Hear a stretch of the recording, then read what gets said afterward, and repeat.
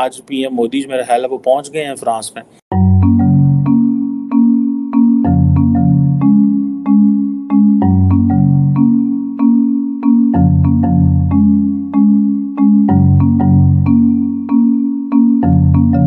Australia, America, Canada, London, ये सारे मुल्कों के बाद अब बारी आई है फ्रांस की।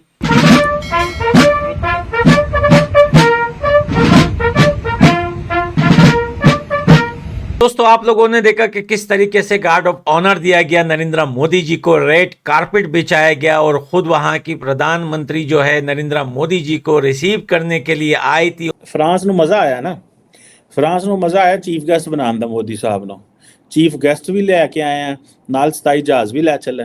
When he was here, we were just almost in tears to see him. We thank him for everything he has done for our country. It felt like we saw the God. Because India is known nowadays because of Modi. इतना ज्यादा दोस्तों यकीन करें कि मुझे अच्छा लग रहा है कि नरेंद्र मोदी जी जिस देश में जाते हैं उस देश के छोटे से लेकर बड़े आदमी तक सब नरेंद्र मोदी जी के वेलकम के लिए जरूर जरूर जरूर हाजिर होते हैं। पाकिस्तान मोदी से इसलिए घबराते हैं क्योंकि पता है पाकिस्तान को कि जब तक मोदी है पाकिस्तान अपनी जो टेररिस्ट एक्टिविटीज है वो इंडिया में नहीं कर सकता। सीमा गुलाम हैदर, ठीक है, जो 4 बच्चों की एक sob story victim card play कर रही है, और दूसरी जगह ये खालिस्तानी, ठीक है, इन दोनों का ध्यान रखिए। और बीच में कहीं है आईएसआई, और ये गेम पूरा चल रहा है इस वक्त। कभी इंडिया से कोई लड़की आई है?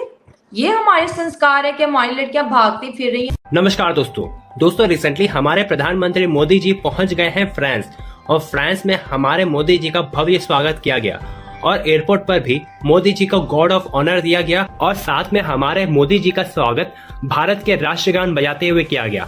और दोस्तों, ये सब हम भारतीयों के लिए एक बहुत बड़ी गर्व की बात है। और मोदी जी जहां भी जाते हैं हर एक देश मोदी जी को रेड कारपेट वेलकम देता है और दोस्तों मोदी जी का भव्य स्वागत भी करता है। और दोस्तों, मोदी जी आज और कल 2 दिन की यात्रा में गए हुए हैं फ्रांस, जहां मोदी जी कई सारे विषय पे बात करेंगे फ्रांस से। और आपको बता दें कि भारत और फ्रांस के बीच में स्ट्रेटेजिक रिलेशंस भी है, जहां भारत और फ्रांस दोनों मिलकर के डिफेंस इक्विपमेंट्स बना रहे हैं और साथ में इंडियन ओशन पर भी काम कर रहे हैं। और दोस्तों, इस दौरे के बाद मोदी जी जाएंगे यूएई, और यूएई जाकर के भारत और यूएई के ट्रेड और स्ट्रेटेजिक रिलेशंस को और आगे बढ़ाने के लिए बात करेंगे। तो चलिए दोस्तों, इसी पर आगे पाकिस्तानी मीडिया का रिएक्ट। अब मोदी साहब जा रहे हैं वहां पे, मोदी साहब को समझ है मेरी जेब में पैसे ने, उन्होंने जाके आप देखे ना फ्रांस है, देखे ना फ्रांस ਨੂੰ मजा आया ना, फ्रांस ਨੂੰ मजा आया चीफ गेस्ट बनाने ਦਾ मोदी साहब ਨੂੰ।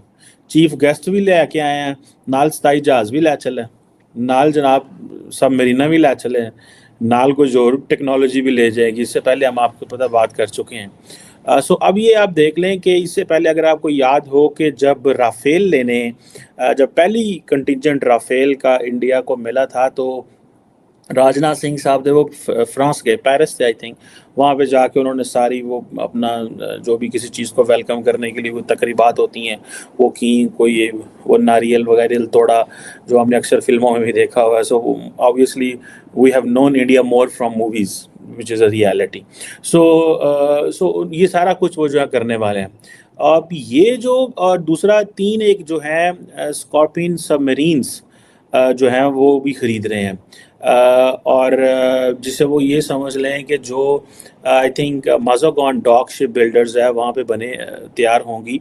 और सुनने में आ रहा है कि ये जो एडिशनल सबमरीन्स हैं ये ज़्यादा इसमें इंडिजिनस कंटेंट होगा, मतलब यहाँ पे वो इंडिया में बनाएंगे। और वो जो बातें चल रही है ना कि जी इंडिया जो है वो इंटरनल मैन्युफैक्चरिंग और इंडिजिनस अपनी जो कैपेबिलिटीज़ हैं वो बिल्ड कर रहा है। अभी आप देख लें कि हमने तो क्या करना है, आज पीएम मोदी मेरा ख्याल है वो पहुंच गए हैं फ्रांस में, आज 13 है, कल उनकी 14 है और कल परेड में होंगे, नाले उन्होंने पैसे देंगे, नाले उन्होंने मुल्क की इज्जत करेंगे।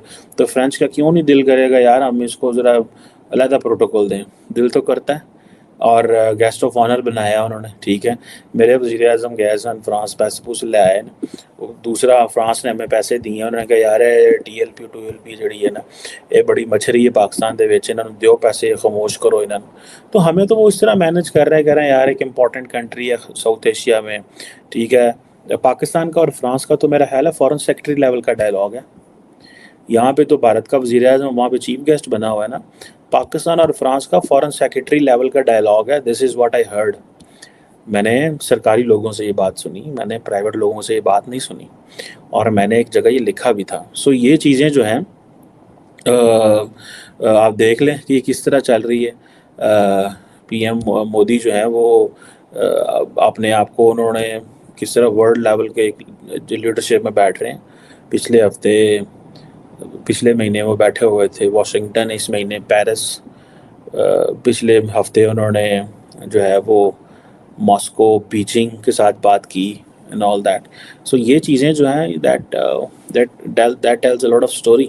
और फिर जो राफेल, इंडियन एयरफोर्स के जो राफेल थे वो बैस्टाइल डे पे जो फ्लाई पास्ट में भी शिरकत कर रहे हैं। सो ये boys, ladies and gentleman, girls boys, ये साढ़े पंजाबी कहते हैं गल वध गई। ये है ना गल वध गई, ये गल वध गई से मुराद ये है कि बात बढ़ गई है, ठीक है।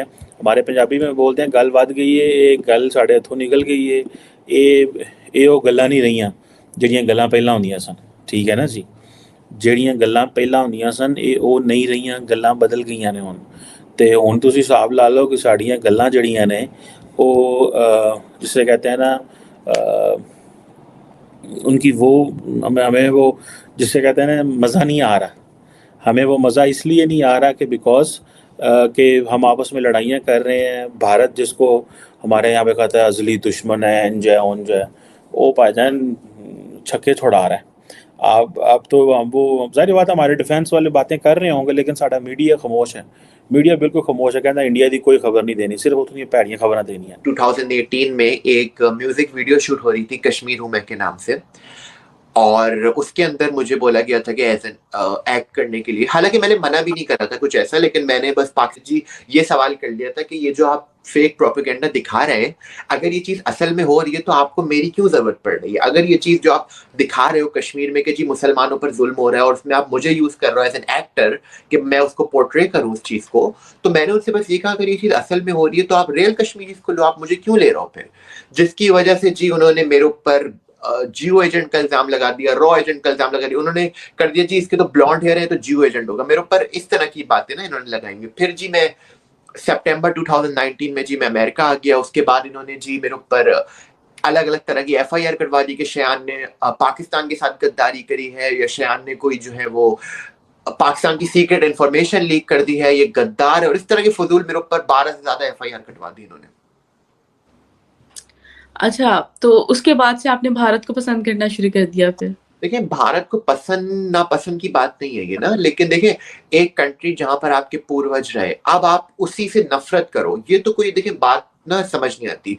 आप इंडिया से निकले, आप एक तरह से आप अभी भी इंडिया का ही पार्ट हो, आप उसी से जी नफरत कर रहे हो, तो ये बात बिल्कुल भी समझ नहीं आती। इसके नफरत या सपोर्ट करने की बात नहीं है। एक चीज है जो आपको एक्सेप्ट करनी पड़ेगी कि आप इंडिया के साथ थे, जब तक आप इंडिया के साथ थे आप सही थे, जब से आप इंडिया से अलग हुए आपकी देखिए क्या हालत हुई। और ऐसे ही तमाम जानकारियों के लिए हमारे वीडियो को लाइक करें, सब्सक्राइब करें और बेल आइकन को दबाना ना भूलें।